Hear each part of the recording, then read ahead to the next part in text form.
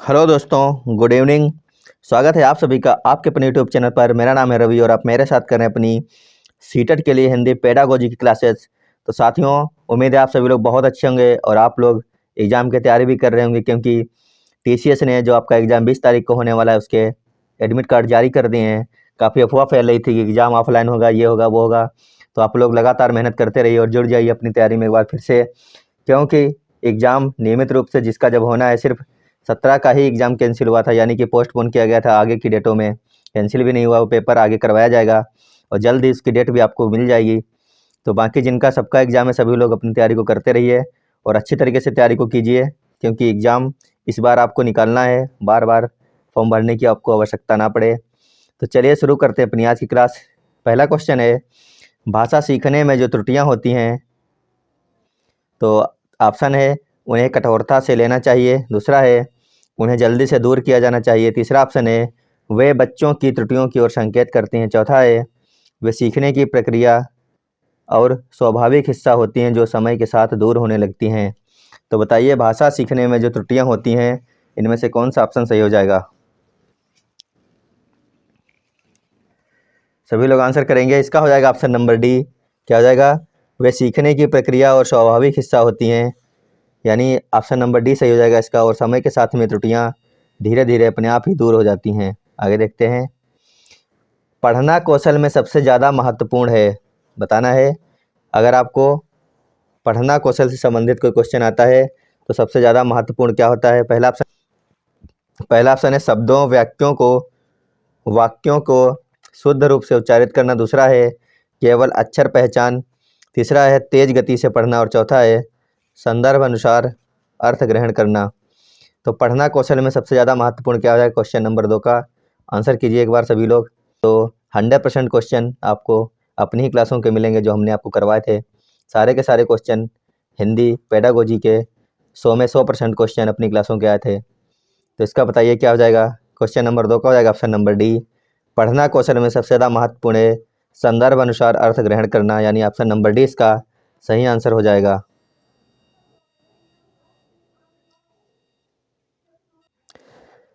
अगला क्वेश्चन है, सुलेखा ने पाठ को पढ़ते हुए जीवन को जिंदगी पढ़ा, यह इस और संकेत करता है कि, क्या पूछ रहा है कि सुलेखा एक लड़की है, उसने पढ़ते हुए जहाँ पे जीवन लिखा था, जीवन ना पढ़ के उसने जिंदगी पढ़ दिया, तो यह किस और संकेत कर रहा है? ऑप्शन है उसे अक्षरों के पहचान में भ्रम हो जाता है, या फिर उसे केवल पठन अभ्यास की बहुत आवश्यकता है, तीसरा है सुलेखा ध्यान से नहीं पढ़ती और चौथा है वह अक्षर पहचान की बजाय अर्थ को समझते हुए पढ़ रही है।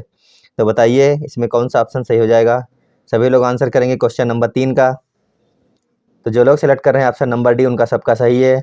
वह अक्षर पहचान की बजाय अर्थ को समझते हुए पढ़ रही है, इसीलिए उसने जीवन को जिंदगी बोल दिया। आगे देखते हैं, बच्चे भाषा सीखने की क्षमता के साथ पैदा होते हैं, मुख्यतः यह किसका विचार है? आपको बताना है कि बच्चे भाषा सीखने की क्षमता के साथ में पैदा होते हैं। बच्चे भाषा सीखने की क्षमता के साथ में पैदा होते हैं, यह कथन या फिर विचार किसका है? सभी लोग आंसर कीजिए क्वेश्चन नंबर 4 का। तो यह कथन किसका है? यह कथन है चॉम्स्की का। बच्चे भाषा सीखने की क्षमता के साथ ही पैदा होते हैं। आप लोग याद रखिए, काफ़ी बार क्वेश्चन आया है, रटा रटाया क्वेश्चन है, आप लोगों को याद भी होगा। अगर आपको नहीं पता था तो आज आप लोग याद कर लीजिएगा इसको। अगला क्वेश्चन है, मैंने चाट खाई और फिर मैंने हंसी, शर्मिला का यह भाव प्रयोग मुख्यतः किस और संकेत करता है? तो सभी लोग बताइए, इसमें मैंने चाट खाई और मैंने फिर हंसी, शर्मिला का यह भाषा प्रयोग मुख्यतः किस और संकेत करता है? ऑप्शन है व्याकरणिक नियमों की जानकारी ना होना, नियमों का अति सामान्यीकरण, भाषा प्रयोग में असावधानी, या फिर भाषा की समझ ना होना। तो सभी लोग आंसर कीजिए क्या हो जाएगा इसका?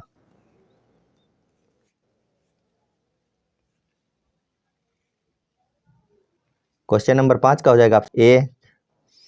इसका हो जाएगा ऑप्शन नंबर ए। क्या हो जाएगा? व्याकरणिक नियमों की जानकारी न होना, बिल्कुल सही आंसर है ये, ऑप्शन नंबर ए। आगे देखते हैं, क्वेश्चन है, लिखित कार्य की जांच में बच्चों की सहायता लेने से, पहला ऑप्शन है केवल पठन कौशल का अभ्यास होता है, दूसरा है बच्चे ज़्यादा गलतियां ढूंढना सीख जाते हैं, तीसरा है बच्चों को दूसरे से हस्तलिखित सामग्री को पढ़ने का अवसर और अवलोकन क्षमता के विकास का अवसर मिलता है। चौथा है बच्चे दूसरों के विचार से परिचित होते हैं। तो बताइए क्या हो जाएगा सही आंसर इसका।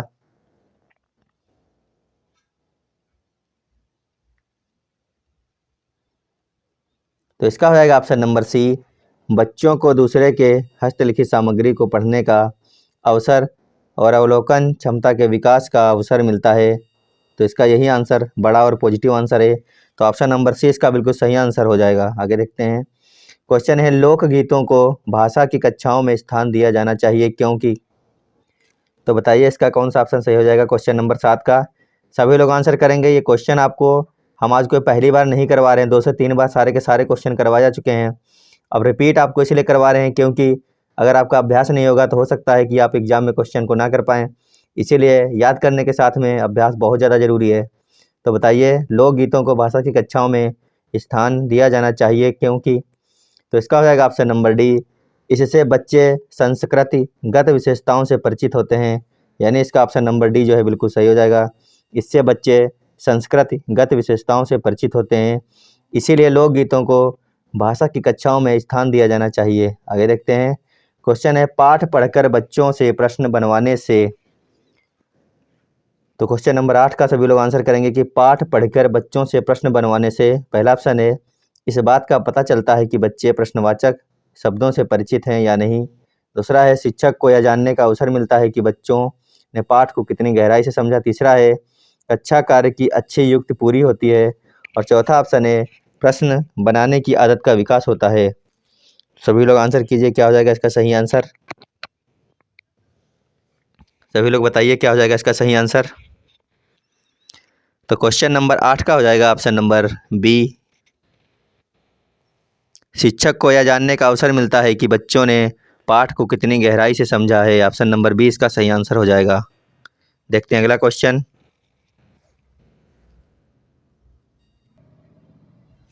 क्वेश्चन है किसी भाषा कक्षा में कहानी कथन की आवश्यकता के संदर्भ में कौन सा तर्क उचित नहीं है। आपको बताना है कि किसी भाषा कक्षा में कहानी कथन की आवश्यकता के संदर्भ में कौन सा तर्क उचित नहीं है। पहला है सभी बच्चों को भाषा सुनने का परिवेश मिलता है। दूसरा है सभी बच्चों की क्षमता को ध्यान में रखते हुए उचित नहीं है। तीसरा है बच्चों को शब्द भंडार के विकास के अवसर प्राप्त होते हैं। चौथा है सभी बच्चों की क्षमता अनुसार कल्पना शक्ति का विकास होता है। तो कौन सा तर्क उचित नहीं है। तो ऑप्शन नंबर डी हो जाएगा सही। क्या हो जाएगा सभी बच्चों की क्षमता अनुसार कल्पना शक्ति का विकास, ये बिल्कुल भी संभव नहीं है, इसीलिए यही ऑप्शन हो जाएगा गलत। ऑप्शन नंबर डी इसका गलत आंसर है। आगे देखते हैं। यानी इसका ये सही है क्योंकि यहाँ पर नहीं पूछा गया कौन सा तर्क उचित नहीं है, तो ऑप्शन नंबर डी इसका सही आंसर हो जाएगा। अगला क्वेश्चन है एल एम वाइगोत्स्की के अनुसार। क्वेश्चन है एम एल वाइगोत्स्की के अनुसार ऑप्शन दिए गए हैं भाषा चिंतन को निर्धारित करती है। दूसरा है चिंतन भाषा को निर्धारित करती है। तीसरा है भाषा एवं चिंतन एक दूसरे से स्वतंत्र रूप से विकसित होते हैं। चौथा है भाषा एक अर्जित योग्यता है। तो बताइए क्वेश्चन नंबर 10 का कौन सा ऑप्शन हो जाएगा सही। सभी लोग आंसर कीजिए एक बार इसका।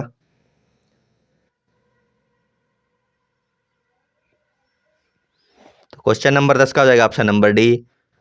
क्या हो जाएगा भाषा एक अर्जित योग्यता है। भाषा एक अर्जित योग्यता है। अगला क्वेश्चन देखते हैं।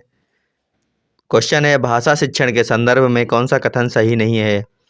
पहला ऑप्शन है भाषा अर्जन और भाषा अधिगम में अंतर होता है। दूसरा ऑप्शन है भाषा शिक्षण में केवल भाषाई शुद्धता पर ही अधिक बल रहता है। तीसरा है भाषा सीखने में अन्य विषयों के अध्ययन अध्यापन सहायक। फिर समृद्ध भाषा परिवेश भाषा अर्जित करने में सहायक होता है। तो बताइए क्वेश्चन नंबर 11 भाषा शिक्षण के संदर्भ में कौन सा कथन सही नहीं होगा। सभी लोग आंसर करेंगे क्वेश्चन नंबर 11 का भाषा शिक्षण के संदर्भ में कौन सा कथन सही नहीं होगा।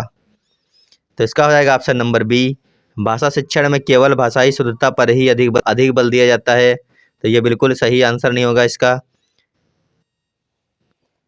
क्या हो जाएगा भाषा शिक्षण में केवल भाषाई शुद्धता पर ही बल दिया रहता है, ये बात इसकी सही नहीं है क्योंकि हर एक चीज़ के ऊपर बल दिया जाता है तभी कोई बच्चा भाषा सीख सकता है। आगे देखते हैं। स्वालीन विकार में बच्चा अपने हाथ, अगर किसी बच्चे को स्वालीन विकार हो गया हो, आपको बताना है। पहला है अपने हाथ पैर हिलाने में कठिनाई का अनुभव करता है। दूसरा है सामाजिक अंतःक्रिया और संप्रेषण में कठिनाई का अनुभव करता है। तीसरा ऑप्शन है अक्सर खाने से मना कर लेता है। और चौथा है अपने ही कार्यों में लीन रहता है। तो बताइए स्वालीन विकार में बच्चा क्या करने लगता है? क्वेश्चन नंबर 12 का हो जाएगा ऑप्शन नंबर बी, सामाजिक अंतःक्रिया और संप्रेषण में कठिनाई का अनुभव करता है। ऑप्शन नंबर 20 का सही आंसर हो जाएगा क्वेश्चन नंबर 12 का। अगला देखते हैं। अगला क्वेश्चन है क्वेश्चन नंबर 13, ऐसा शिक्षण का संप्रेषण परक उपागम। पहला ऑप्शन है भाषिक संरचनाओं की जानकारी पर बल देता है। दूसरा है संदर्भ में भाषा प्रयोग की कुशलता पर बल देता है। तीसरा है मातृभाषा प्रयोग का निषेध करता है। चौथा है बोलना कौशल पर बल देता है। आपको बताना है भाषा शिक्षण का संप्रेषण परक उपागम। तो इसका हो जाएगा ऑप्शन नंबर बी, क्या हो जाएगा? संदर्भ में भाषा प्रयोग की कुशलता पर बल देता है। ऑप्शन नंबर 20 का सही आंसर हो जाएगा संदर्भ में भाषा प्रयोग की कुशलता पर बल देता है। अगला क्वेश्चन देखते हैं। क्वेश्चन है भाषा शिक्षण की कौन सी विधि मातृभाषा को मध्यस्थ बनाए बिना दूसरी भाषा को सीखने पर बल देती है? मध्यस्थ बनाए बिना दूसरी भाषा सीखने पर बल देती है। तो ऐसी कौन सी विधि आपको बताना है। क्वेश्चन नंबर 14 का बताइए कौन सा ऑप्शन सही हो जाएगा। सभी लोग आंसर करेंगे इसका। तो इसका हो जाएगा ऑप्शन नंबर डी, क्या हो जाएगा? प्रत्यक्ष विधि एक ऐसी विधि है जो मातृभाषा को मध्यस्थ बनाए बिना दूसरी भाषा को सिखाने पर बल देती है। क्या होती है? प्रत्यक्ष विधि होती है। आगे देखते हैं।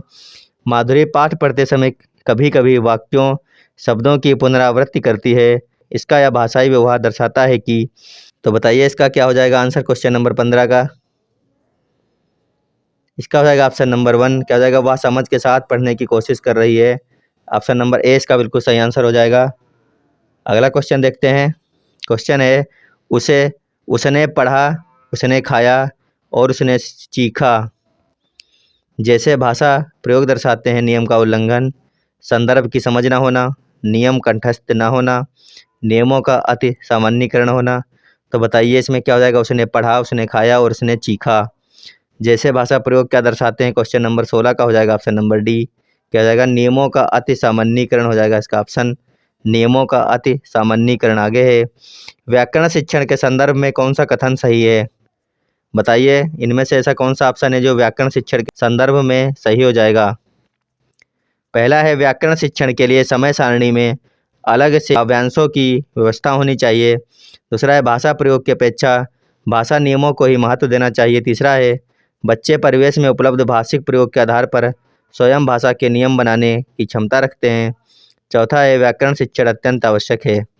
तो क्वेश्चन नंबर 17 का हो जाएगा ऑप्शन नंबर सी, बच्चे परिवेश में उपलब्ध भाषिक प्रयोगों के आधार पर स्वयं भाषा के नियम बनाने की क्षमता रखते हैं। सही आंसर इसका ऑप्शन नंबर सी। क्वेश्चन है भाषा की पाठ्य पुस्तक में ऐसे पाठ रखे जाएं जो केवल व्याकरणिक नियमों का ही अभ्यास कराते हों, या फिर अत्यंत छोटे हों, या फिर सरल भाषा से युक्त हों, या फिर बच्चों के परिवेश से जुड़े हों। तो बताइए भाषा की पाठ्य पुस्तक में किस प्रकार के पाठों को रखना चाहिए। क्वेश्चन नंबर 18 का हो जाएगा ऑप्शन नंबर डी, बच्चों के परिवेश से जुड़े पाठ होने चाहिए। बिल्कुल सही हो जाएगा ऑप्शन नंबर डी।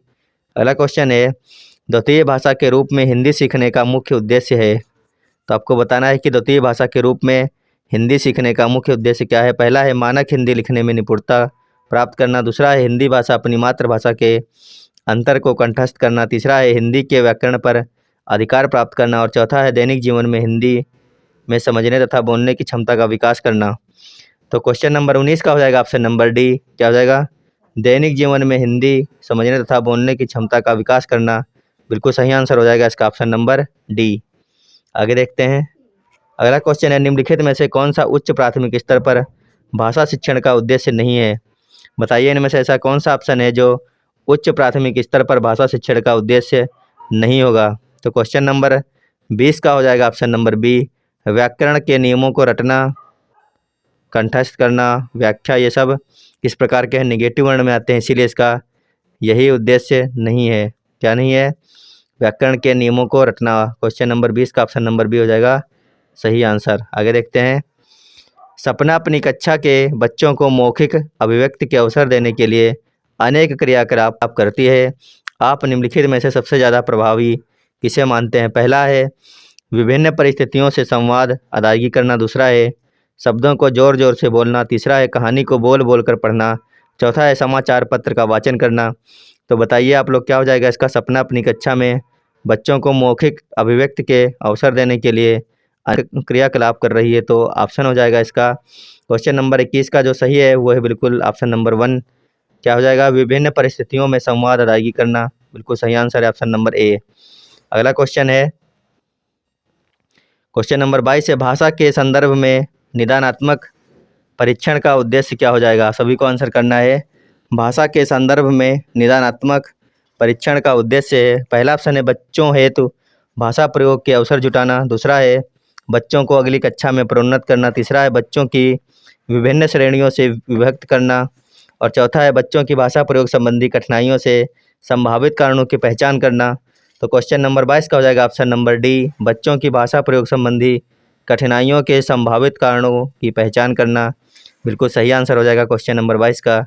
अगला क्वेश्चन है भाषा के सतत और व्यापक मूल्यांकन का उद्देश्य है। तो सभी को बताना है कि भाषा के सतत और व्यापक मूल्यांकन का उद्देश्य क्या है। तो सभी लोग आंसर करेंगे एक बार। भाषा के सतत और व्यापक मूल्यांकन का अर्थ क्या हो जाएगा? तो क्वेश्चन नंबर 23 का हो जाएगा ऑप्शन नंबर 1, बच्चों की सीखने की प्रक्रिया को समझकर उपयुक्त शिक्षण अधिगम प्रक्रिया अपनाना, इसका सही आंसर हो जाएगा ऑप्शन नंबर ए। अगला क्वेश्चन है उपचारात्मक शिक्षण की सफलता मुख्यतः निर्भर करती है। तो सभी लोग आंसर करेंगे कि उपचारात्मक शिक्षण की सफलता किस पर निर्भर करती है। क्वेश्चन नंबर 24 का सभी लोग आंसर कीजिए एक बार। उपचारात्मक शिक्षण की सफलता मुख्यतः जो है वो निर्भर करती है समस्याओं के कारणों की सही पहचान पर। जब समस्या के सही कारण आपको मालूम होंगे तभी आप किसी बच्चे का उपचार कर सकते हो। तो क्वेश्चन नंबर 24 का हो जाएगा ऑप्शन नंबर डी, समस्याओं के कारणों की सही पहचान पर। ऑप्शन नंबर डी इसका सही आंसर है। आगे देखते हैं उच्च कक्षाओं में, पहला ऑप्शन है साहित्य साध्य और भाषा कौशल साधन, दूसरा है केवल छंद अलंकारों को समझने का प्रयास करना ही भाषा शिक्षण का उद्देश्य है, तीसरा है भाषा कौशल साध्य और साधन साहित्य हैं और चौथा है भाषा की पाठ्य पुस्तक अत्यंत महत्वपूर्ण है। तो बताइए उच्च कक्षाओं में इनमें से कौन सा ऑप्शन सही हो जाएगा? क्वेश्चन नंबर 25 का हो जाएगा ऑप्शन नंबर सी, भाषा कौशल साध्य है और साधन है साहित्य। ऑप्शन नंबर सी इसका बिल्कुल सही आंसर हो जाएगा। अगला क्वेश्चन है भाषा अर्जन, पहला ऑप्शन है शिक्षक की आवश्यक उपस्थिति की मांग करता है, दूसरा है भाषा की कक्षा में ही संभव है, तीसरा है सहज स्वाभाविक होता है, चौथा है प्रयास पूर्ण होता है। तो बताइए भाषा अर्जन किस प्रकार का होता है? क्वेश्चन नंबर 26 का सभी लोग आंसर करेंगे। तो इसका हो जाएगा ऑप्शन नंबर सी, सहज स्वाभाविक होता है, बिल्कुल सही आंसर है इसका ऑप्शन नंबर सी। अगला क्वेश्चन है उच्च प्राथमिक स्तर पर भाषा शिक्षण की प्रक्रिया में सबसे अधिक महत्वपूर्ण क्या हो जाएगा? उच्च प्राथमिक स्तर पर भाषा शिक्षण की प्रक्रिया में सबसे अधिक महत्वपूर्ण क्या हो जाएगा? सभी को आंसर करना है। सभी लोग ऑप्शन पढ़िए और बताइए कि उच्च प्राथमिक स्तर पर भाषा शिक्षण की प्रक्रिया में सबसे अधिक महत्वपूर्ण क्या हो जाएगा? लगातार रोज नियमित रूप से क्लासों में बने रहिए अगर आपको एक बार में सीटेट करना है क्रैक, तो क्योंकि यहीं से सारे के सारे क्वेश्चन आपको देखने को मिलने वाले हैं। तो लगातार हमारे साथ बने रहिए और अपनी सीटेट को एक बार में ही क्रैक कर सकते हैं आप हमारे साथ जुड़ करके। तो इसका हो जाएगा ऑप्शन नंबर डी, समाचार पत्र पत्रिकाओं या अन्य भाषिक सामग्री में कही गई बातों ने निहितार्थ सोच सरोकार की पहचान करना। ऑप्शन नंबर डी सही आंसर है इसका। अगला क्वेश्चन है ईश्वर का पर्यायवाची नहीं है, आपको बताना है ईश्वर का पर्यायवाची इनमें से कौन सा नहीं होगा?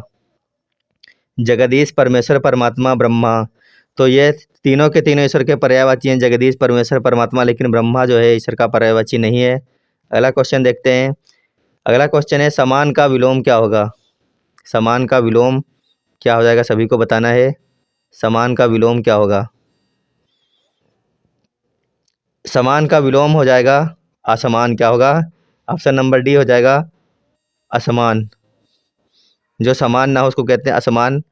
आगे है भाषा जानने का अर्थ उसका व्याकरण जानना है, सीखने सिखाने से पाठ्य पुस्तकों का विशेष महत्व होता है, जीवन की विभिन्न स्थितियों को साधती हैं या फिर व्याकरण पर ही आधारित होती है। तो बताइए भाषा किस प्रकार की होती है? क्वेश्चन नंबर 30 आज का अंतिम क्वेश्चन है और बेहतरीन क्वेश्चन है। क्वेश्चन नंबर 30 का हो जाएगा ऑप्शन नंबर सी, भाषा जीवन की विभिन्न स्थितियों को साधती है। क्या करती है? जीवन की विभिन्न स्थितियों को साधती है। तो साथियों, आप लोग बताना कि आज की हमारी क्लास आपको कैसी लगी। अगर वीडियो अच्छा लगा हो तो सभी के पास में शेयर कर दीजिएगा, और जो लोग चैनल पर नए जुड़ रहे हैं वो लोग चैनल को सब्सक्राइब कर लीजिए, क्योंकि सीटेट के आपकी कई सारी क्लास हम लोग ले चुके हैं। आपको इधर उधर भटकने की बिल्कुल भी ज़रूरत नहीं है। आप हमारे प्लेलिस्ट में जाइए और सभी की सभी क्लासों को देख लीजिए, स्पीड बढ़ा करके देख लीजिए, क्योंकि आपके लिए फ़ायदेमंद रहने वाली हैं सभी की सभी क्लासें। अगर आपको सीटेट एक बार में करना है क्रैक, तो आप हमारे साथ लगातार बने रहिए। वीडियो देखने के लिए धन्यवाद। Bye bye.